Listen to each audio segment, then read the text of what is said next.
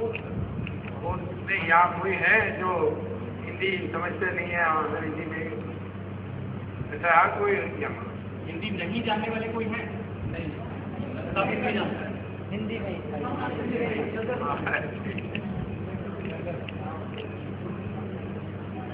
नेहरू के नाम पर यूनिवर्सिटी में हिंदी लोग जानते हैं, ये बड़ी चीज है।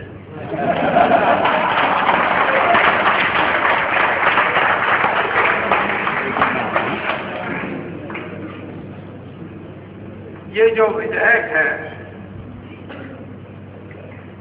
ये पेश तो हो गया पार्लियामेंट, लेकिन इस पर कार्रवाई नहीं हुई।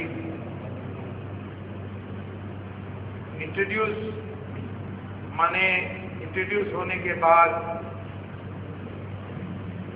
पार्लियामेंट का परमिशन लेना होता है, लोकसभा का पहले, राज्यसभा के बाद में, या दोनों साथ। ये नहीं हुआ है और पता नहीं कि जिस हालात में आज कांग्रेस है और जो विरोध विभिन्न राजनीतिक आयाम से आई है, उससे लगता है कि ये बिल आएगा नहीं।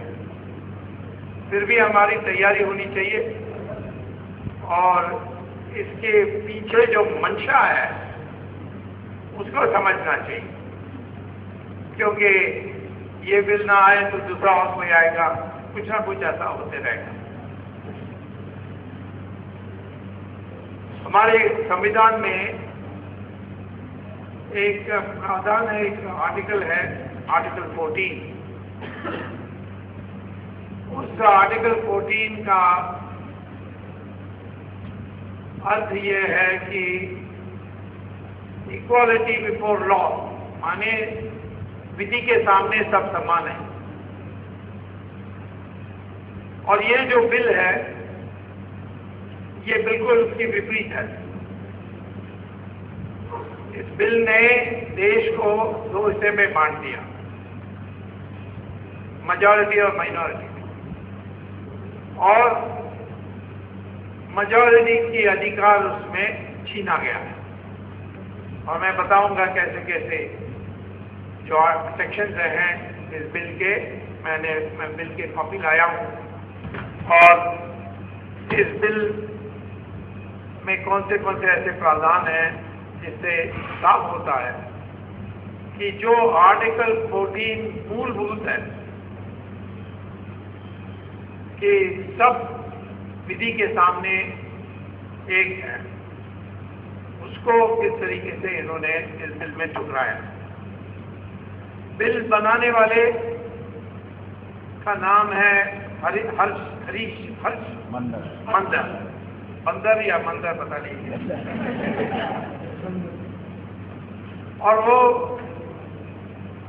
IAS में था, परंतु कम्युनिस्ट इंक्लिनेशन है उसका,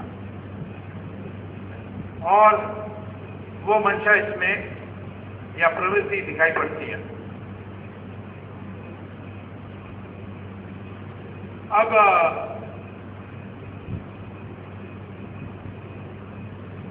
पहले इन्होंने विधि में एक ग्रुप डिफाइन किया है। ग्रुप का कौन है? Muslim, Christian, schedule caste, schedule tribe. तो एक प्रकार से रिलीजियस बेसिस पर नहीं है, लेकिन जानबूझकर उन्होंने शेड्यूल कास्ट और शेड्यूल ट्राइब को भी इसमें लाए। ये इसमें कम्युनल कहना ठीक नहीं है, परंतु फिर भी। और उसमें उन्होंने ये कहा है कि जो भाषा में भी जो अल्पमत में है वो भी इस ग्रुप में आते हैं, लेकिन एक्सेप्शन किया है हिंदुओं का कश्मीर में, क्योंकि कश्मीर में ये बिल लागू होने के लिए स्पेशल परमिशन चाहिए वगैरह हजार कारण दिए हैं। तो हिंदू मेजॉरिटी है और कई माइनॉरिटी भी नहीं हो सकती। तो एक बात ये है दूसरी बात कि उन्होंने ये कहा है कि ये ग्रुप के विरुद्ध में हिंसा होगी, उसी को पहचाना जाएगा। मेजॉरिटी के विरुद्ध में कोई हिंसा हो तो उसके लिए उन्होंने कुछ नहीं कहा। इसके माने ये कानून उनके लिए नहीं बना है। ये कानून बनाई गई क्योंकि कहने कि वर्तमान कानून पर्याप्त नहीं है, तो इसीलिए उन्होंने इस कानून को स्पेशली लाए। परंतु इसमें यह है कि कोई हिंसा हिंदू जो ग्रुप नहीं है, यानी सवर्ण हिंदू, वो अब ये सवर्ण हिंदू ये ऐसी शब्द आजकल चिपक गई है। सवर्ण हिंदू तो जिस परिवार में पैदा हुए उससे आपका वर्ण बनता नहीं है, क्योंकि वर्ण का जो इतिहास है उसमें जाएंगे तो वर्ण व्यवस्था 2 ऋषियों ने बनाई थी। एक ऋषि का नाम था भृगु और दूसरा का नाम था भारद्वाज। इन दोनों मिलकर के इन्होंने विचार विमर्श किया कि समाज को स्थिर करने के लिए कैसा हमें बनाना चाहिए। तो भृगु ने कहा कि जब तक सत्ता की विकेंद्रीकरण नहीं होती समाज में, तब तक समाज स्थिर नहीं हो सकती। तो भारद्वाज ने ये सवाल पूछा कि विकेंद्रीकरण किस प्रकार। तो भृगु ने कहा पहले सत्ता के 4 आयाम हैं। एक है विद्या, ज्ञान, दूसरा है शस्त्र, तीसरा है धन और चौथा है भूमि। और उन्होंने कहा कि समाज में किसी को इस चारों में से एक से ज्यादा नहीं होना चाहिए।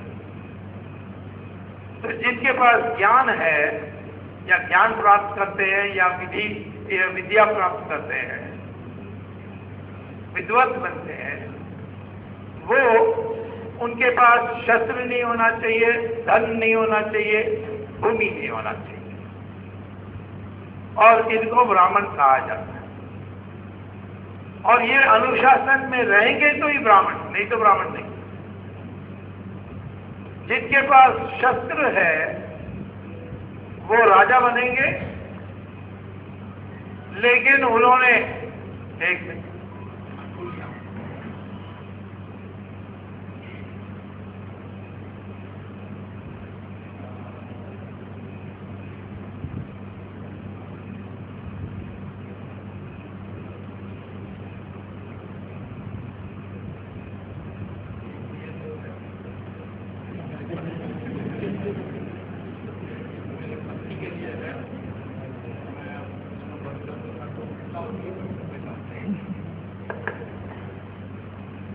तो उन्होंने क्षत्रिय के लिए कहा कि उनके पास शस्त्र होगा, परंतु इस शस्त्र का उपयोग कब होगा ये वो नहीं कर सकते।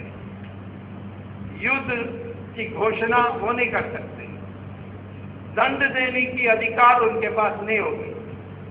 उसके लिए उनको जिनके पास विद्या है, ज्ञान है, उनके पास जाकर सलाह देनी पड़ेगी। तो इसीलिए हमारे देश में जो राजा महाराजा थे, उनका स्थिति जो यूरोप में महाराजा थे वैसे नहीं था। यूरोप के महाराजा को पूर्ण अधिकार था, जब युद्ध चाहे घोषणा कर सकते थे और दंड भी वही देते थे। तो हमारे उस दृष्टि से एक मोनार्की सिस्टम नहीं था। इसी प्रकार से जो धन कमाते थे उनकी प्रतिष्ठा उस पर बनेगी, उस समय बनेगी जब वो अधिक से ज्यादा धन प्राप्त करने के बाद उसका दान करते हैं। और समाज में धन के आधार पर उच्च स्तर नहीं होगा। समाज में प्रतिष्ठा धन के आधार पर नहीं होगा, और जो जिनके पास भूमि है वो समाज के लिए अनाज पैदा करेंगे। और ये चारों वर्ग में प्रतिष्ठा की दृष्टि से विभाजन तो था ही, लेकिन ये नहीं था कि ये जन्म से जुड़ा हुआ है। अब वेद व्यासा जिन्होंने महाभारत लिखी, उनका माँ मछुआरा, वो ब्राह्मण परिवार में नहीं पैदा हुए, उनके पिता क्षत्रिय थे और वो माँ मछुआरा थी। कालिदासा जो कवियों के कवि महर्षि थे, वो शिकार करते थे जंगलों में। विश्वामित्र जो ऋषियों के ऋषि थे, उन्होंने भगवान को भी धमका दिया था कि मैं एक विकल्प स्वर्ग पैदा करूंगा और एक विकल्प यूनिवर्स पैदा करूंगा। इसीलिए जो भी उन्होंने पैदा किया वो बिल्कुल उल्टा है। फल होती है सॉफ्ट आउटसाइड और अंदर गुठली टफ होती है, और विश्वामित्र ने नारियल पैदा किया, वो बिल्कुल उल्टा है। तो क्या क्या विश्वामित्र ने पैदा किया सब देखोगे कि आम तरीके से देखा जाएगा तो वो विभिन्न है। वो क्षत्रिय परिवार में पैदा होते हैं और ऋषियों के ऋषि माना जाते हैं। और वाल्मीकि, उनके माँ बाप दलित थे, उनके माँ बाप को किसी कारण से परे किया गया, पर उनको बच्चे परे नहीं, और वाल्मीकि रामायण लिखे। रावण ब्राह्मण था, ये मूर्ख करुणानिधि ये समझा नहीं, और रावण लीला मनाता था। ब्राह्मणों का नाश हो, रावण का जय हो। मैंने उनको समझाया कि रावण तो ब्राह्मण था, बहुत माना नहीं पहले। फिर मैंने तमिल में एक रामायण है, उसका है नाम है कंबन एक थे, कम्बन रामायण, उसको दिखाया तो उसने वो रावण लीला मनाना छोड़ दिया। पता नहीं आपको मैंने पहले मीटिंग में बताया कि नहीं, राम की बड़ी बुराई थी। जब मैं राम सेतु के लिए लड़ रहा था तो राम की बुराई करता था। एक दिन कहा कि ये सुब्रमण्यम स्वामी कहता है ये राम सेतु है। कहाँ है राम सेतु? कैसा हो सकता है राम सेतु? राम कोई इंजीनियर था, कौन से इंजीनियरिंग कॉलेज में डिग्री लिया, ऐसा मजाक पड़ा है। दूसरे दिन बीमार हो गए और रामचंद्र मेडिकल हॉस्पिटल में भर्ती हुए।